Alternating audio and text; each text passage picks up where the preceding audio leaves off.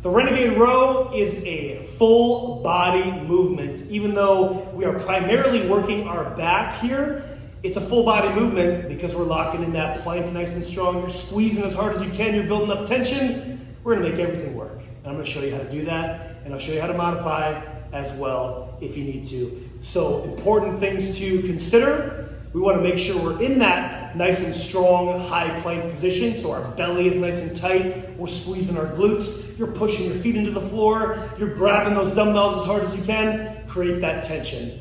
And the other thing to consider is we don't want our hips to move at all. And I'll show you that once we get to the movement. So let's rock and roll here. We got our dumbbells. We want to set that up underneath your shoulders. Lock in that plank position. You might have to change your stance to find where you're the most balanced.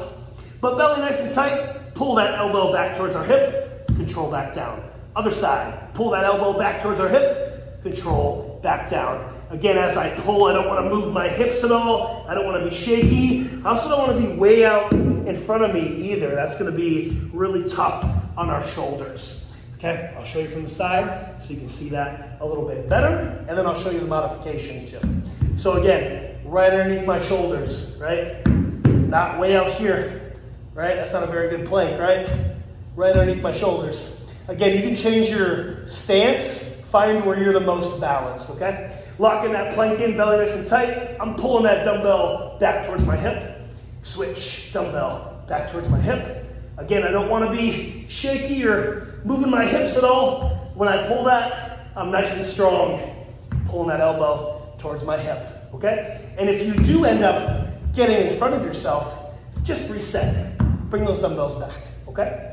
Modify one knee down, okay? And you will still alternate this, and at the same time, don't let your hips turn when you do this either, okay? So you'll do half the reps and then switch sides to make sure it's even. Or you can switch the next set to, just remember how many reps that you're doing on each side to keep it even, okay?